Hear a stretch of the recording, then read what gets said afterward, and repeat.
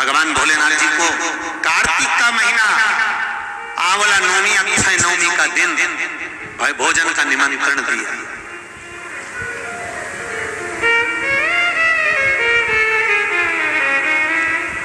अब शब्द सुनिएगा जरा शिव महापुराण का, कितना सुंदर संवाद है। भगवान शिव जी को निमंत्रण मिला, शंकर जी ने निमंत्रण स्वीकार करा, पर शंकर भगवान वैकुंठ भोजन करने के लिए नहीं गए। अब ध्यान देना थोड़ा सा, निमंत्रण स्वीकार करने के बाद भगवान भोजन करने नहीं जा रहे हैं। लक्ष्मी जी इंतजार कर रही हैं, भगवान शिव नहीं आए। तब लक्ष्मी जी तुरंत गरुड़ पर चढ़कर भगवान शिव जी के पास आई। भोलेनाथ प्रभु आप भोजन के लिए नहीं आए। शंकर भगवान बोले मैं भोजन के लिए आ जाता, पर सारी सृष्टि का कार्य मेरे ऊपर पड़ा हुआ है, तो मैं भोजन करने कैसे जाऊं। ये घर का पति है, पूरा परिवार का जब बोझा सिर पर रहता है तो दुकान छोड़कर वो भोजन करने भी घर पर नहीं आ पाता, टिफिन मंगवा लेता है कि मेरा भोजन का टिफिन भेज देना। अभी दीपावली का थोड़ा सा व्यापार चल रहा है, शादी का सीजन चल रहा है, मेरा भोजन भेज दो।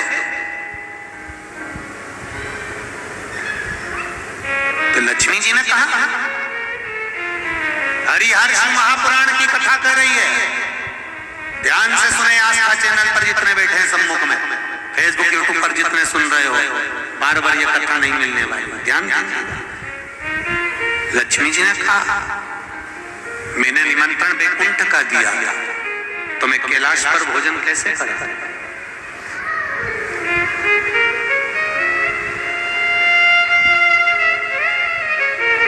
निमंत्रण वैकुंठ का है तो फिर मैं कैलाश पर भोजन कैसे करूं, कैलाश पर भोजन कैसे कराया जाए। शंकर भगवान ने उसी समय पर ब्रह्मदेव को बुलाया और ब्रह्मा जी को बुलाकर कहा, ब्रह्मदेव आपकी लेखनी में बताया जाए, आपकी लेखनी में, आपके पुराणों में, आपके वेदों में और आपके शास्त्रों में बताया जाए कि अगर जीव वैकुंठ तक नहीं जा सकता तो वैकुंठ पृथ्वी पर कैसे आ सकता है। ब्रह्मदेव ने कहा जिस जगह पर आंवले का वृक्ष होता है उस आंवले के नीचे वैकुंठ का निवास होता है, इसलिए भोजन आंवले के वृक्ष के नीचे।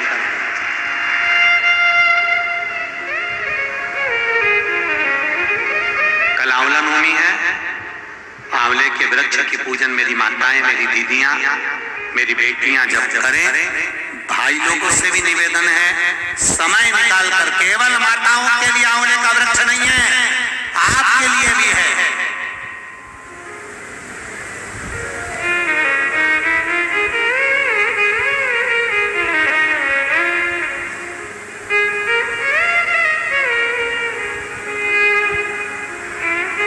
और मेरी माताओं से निवेदन, आंवले के वृक्ष के नीचे पूजन करने जाओ, और पत्ती भी अगर पड़ी हुई है तो उसको भी थोड़ा सा उठा कर लिया ना।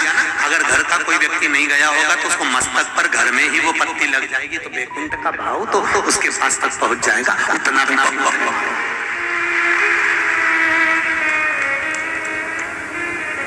हमने मारवाड़ में देखा है कि आंवले के वृक्ष की पूजन करते समय माताएं आंवले की छाल का भी स्मरण करती है। अपनी चीटी उंगली अंगुष्ठ से मारवाड़ी माताएं उसको भी अपने पल्लू में लेकर आती है, दीप प्रज्वलन करती है, उसको अलमारी में लाल वस्त्र के अंतर्गत तिजोरी में रखती है। क्यों? क्योंकि वो वैकुंठ का एक हिस्सा, वैकुंठ का एक भाव। ब्रह्मदेव करें आंवले के वृक्ष के नीचे शंकर भगवान भोजन कर लें तो वैकुंठ के भोजन का फल मिलता है। वैकुंठ के भोजन का फल, हाँ, लक्ष्मी जी ने उसी समय पर आंवले के वृक्ष के नीचे भोजन की व्यवस्था करी। शंकर भगवान भोजन करने के लिए बैठे, जैसे ही माता लक्ष्मी ने भोजन लगाया है, शंकर भगवान ने एक ग्रास भोजन को लिया, पाया और उठकर शंकर भगवान चले गए। थोड़ी देर बाद वापिस लौट कर आ गए, बैठ गए।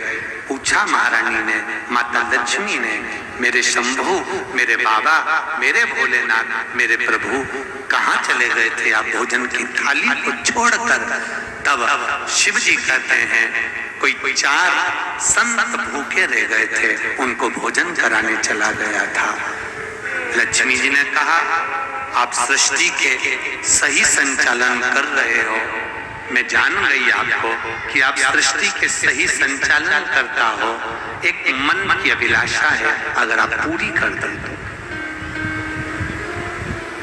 एक मन की अभिलाषा है, आप अगर पूरी कर दे तो। शिव जी ने पूछा क्या? मेरा मन है।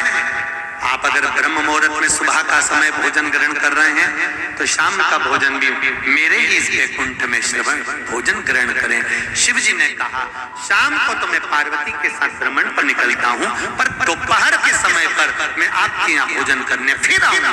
अब की बार लक्ष्मी जी ने भोजन कराने बैठने से पहले माता लक्ष्मी ने 5 चींटियों को एक डब्बी में भरकर बंद कर दिया।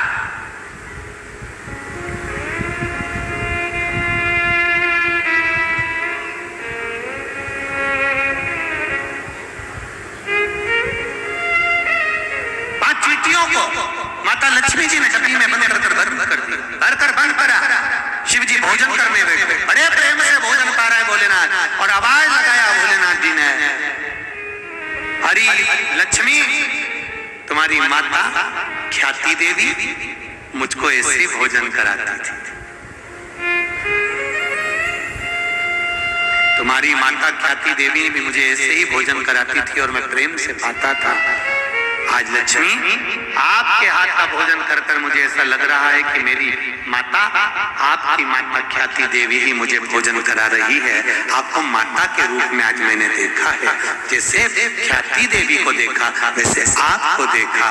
तब भोजन पेट भरकर शिव जी ने जब किया, आचमन करा, लक्ष्मी जी ने कहा भगवान नारायण ने आपको पूरी सृष्टि का भार तत्व दिया है कि पूरी सृष्टि का बोझ, पूरी सृष्टि का संचालन आपको करना है, पर मेरे मन का संशय यहीं धरा की धरा रह गया।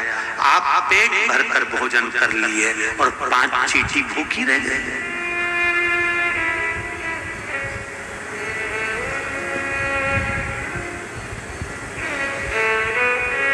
चींटियां भूखी है। शिव जी मुस्कुराकर बोले अरियो लक्ष्मी, कौन कहता है कि 5 चींटी भूखी? कहाँ है चींटियां? लक्ष्मी जी कहती है डब्बी में मैंने चींटी बंद कर रखी। 5 चींटियां भूखी है, पर आपने भोजन किया? जब भगवान विष्णु ने अपनी सृष्टि का भार आपको दिया था तो बिना उनको भोजन कराए आपने भोजन कैसे कर दिया? देव महादेव। शंकर भगवान कहते हैं लक्ष्मी, किसी पर आक्षेप लगाने से पहले, उंगली उठाने से पहले ये 3 उंगलियां अपनी ओर जाती हैं कि अपने अंदर झांक कर देखो कि तुम कैसे हो। पहले विचार करो फिर उंगली उठाओ। लक्ष्मी जी पहले डब्बी में जो चींटियां हैं उनसे पूछो उनने भोजन किया कि नहीं किया। मैंने तो सुबह से चींटियों को बंद कर कर रखा है, भोजन कहां से कर लेंगे?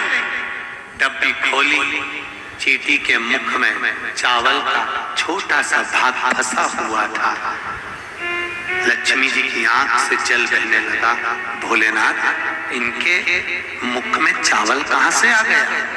शिव जी ने कहा लक्ष्मी, तू जब चींटियों को बंद कर रही थी ना, तो तुझे दोष ना लगे, इसलिए तूने चींटियों के चरण को धोख लगाया था कि मेरे साथ परीक्षा में तुम शामिल हो जाओ, मेरे साथ थोड़ी देर के लिए तुम डब्बी में बंद हो जाओ।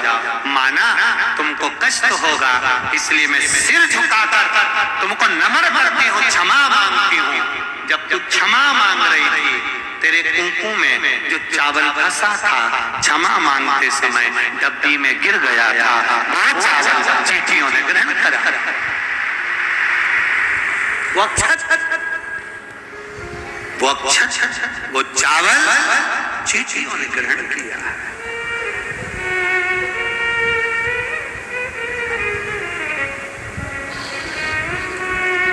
महाराज, वो चावल जो चींटियों ने ग्रहण किया,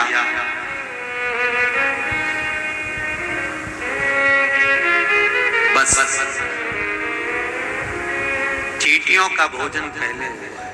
लक्ष्मी जी की आंख से जल बह रहा और रो रही है। फिर निवेदन करूंगा, किसी पर उंगली उठाने से पहले, किसी को अपशब्द कहने से पहले